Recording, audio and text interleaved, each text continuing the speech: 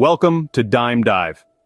Ever wondered why some people seem to have their finances under control while others struggle? The answer lies in financial planning. This cornerstone of personal finance is more than just a budget or a savings plan. It's a comprehensive, continuous 5-step process that reflects your financial situation, your goals, and the strategies you'll use to achieve those goals. Financial planning gives you the power to make informed decisions about your money, allowing you to manage your income, investments, and expenses effectively. It's like having a roadmap for your financial journey, guiding you through the twists and turns of personal finance. With a well-thought-out financial plan, you'll be better equipped to weather financial storms and reach your desired financial destination. So, are you ready to take control of your finances? Let's dive into the 5-step process of financial planning. The first step in financial planning is assessment. It's like taking a selfie, but of your finances. Just as a selfie gives you a snapshot of how you look at a particular moment, a financial assessment provides you with a clear picture of your current financial situation. It helps you understand where you stand financially, what your net worth is, and how your income stacks up against your expenses. To perform this financial health check, we create simplified financial statements. These are not as complex as those you might see in an annual report of a Fortune 500 company, but they serve a similar purpose: to give you an overview of your financial health. The first of these is a personal balance sheet. This is a list of your assets and liabilities. Assets include tangible things like your house, car, or any investments you might have, such as stocks or bonds. Liabilities, on the other hand, are what you owe. They could be your credit card debt, loans, or mortgage. By subtracting your liabilities from your assets, you can calculate your net worth. The second financial statement is a personal income statement. This outlines your income and expenses. Income can come from various sources: your job, your business, or your investments. Expenses are everything you spend money on, from essential things like rent or groceries, to discretionary spending on leisure or hobbies. By subtracting your expenses from your income, you can see whether you have a surplus or deficit each month. These financial statements are like mirrors. They reflect your financial habits, showing you where your money comes from and where it goes. They might reveal that you're spending more than you earn, or that you're not saving enough for your retirement. They might also show that you're on track and doing well. Either way, they provide a baseline from which you can plan your financial future. With a clear financial picture in hand, you can now move on to setting your financial goals. Now that you have your financial snapshot, it's time to decide where you want to go. The second step: goal setting. Imagine yourself as a traveler, embarking on a journey towards financial freedom. Your current financial snapshot is your starting point. Now what you need is a destination. That's where goal setting comes into play. It's about defining your financial destination, whether it's short-term or long-term. Short-term goals are like the pit stops along your journey, possibly a new computer, a vacation, or an emergency fund. These are objectives you aim to achieve within the next 1 to 3 years. They are equally as important as your long-term goals, because they keep you motivated and on track. On the other hand, long-term goals are your ultimate destination, the place where you want to be in 10, 20, or even 30 years from now. It could be retiring at 65 with $1 million net worth, buying a house, or setting up a college fund for your kids. Now, you might be wondering, how do you set clear, achievable goals? Well, they should be smart. Specific, measurable, achievable, relevant, and time-bound.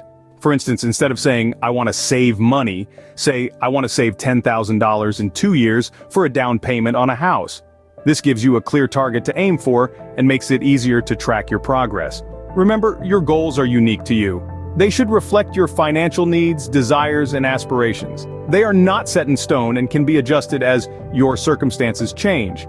But having clear goals will provide you with direction and focus. It's like having a compass in your financial journey, guiding you towards your desired destination. Goal setting is about defining your financial destination by establishing clear, achievable short-term and long-term goals. It's about knowing where you want to go and what you want to achieve. It's about making your financial dreams a reality. You have your destination, now you need a roadmap. The third step: plan creation. Imagine you're taking a trip. You wouldn't simply jump in the car and start driving without a plan, right? The same principle applies to your financial journey. To reach your goals, you need a comprehensive plan that outlines the strategies and actions you'll take. So, how do we create this plan? Let's start by looking at your current spending habits. Are there any unnecessary expenses you can cut back on or eliminate entirely? Maybe you're spending a little too much on dining out, or perhaps that gym membership you never use could go. Next, consider ways to boost your income. This could be anything from asking for a raise at work, picking up a side hustle, or even renting out a room in your home. Remember, every extra dollar you earn is another step closer to your financial goals. Investing is another key strategy in your financial plan.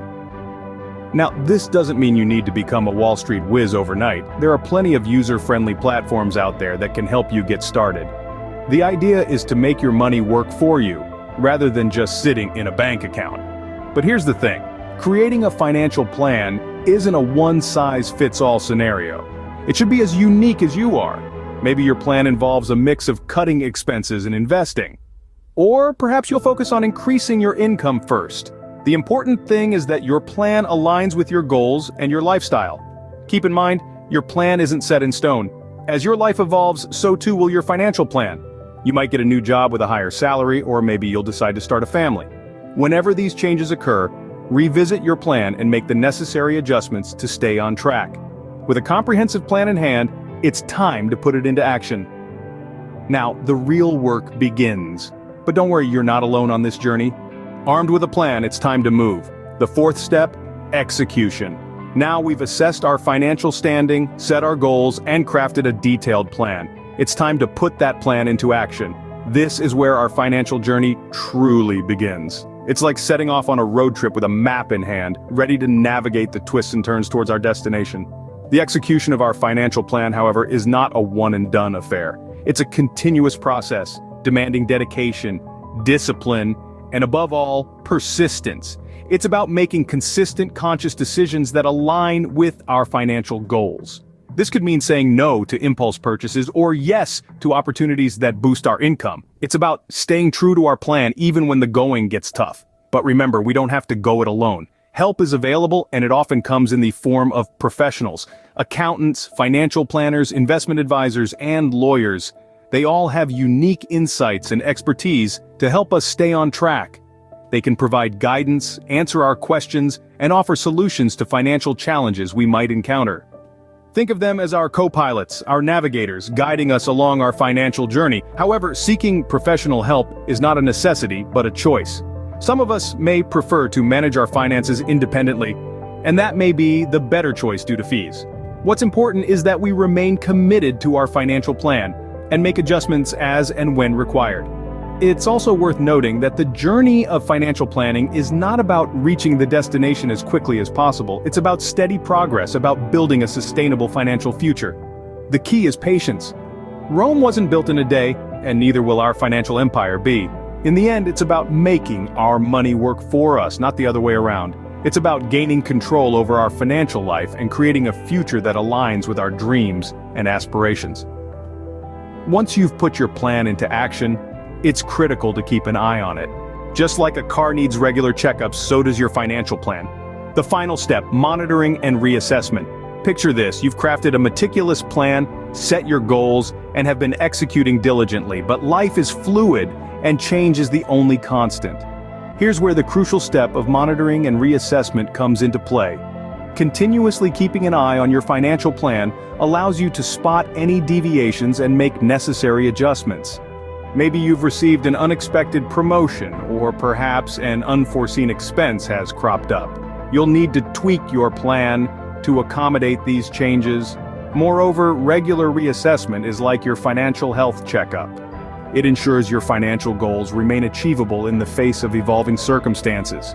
It's not about scrapping your plan and starting fresh, but making small, calculated adjustments to keep your plan relevant and effective. Remember, financial planning isn't a one-time event, but a continuous process. Let's recap the journey we've been on. We started by understanding the importance of financial planning, the cornerstone of personal finance. It's a continuous process that helps us manage our finances efficiently and effectively. This process begins with an assessment, where we evaluate our financial situation using simplified financial statements. Next, we set goals, establishing both short-term and long-term objectives that provide direction for our financial planning. Then comes the creation of the plan itself, outlining the strategies and actions required to achieve these goals.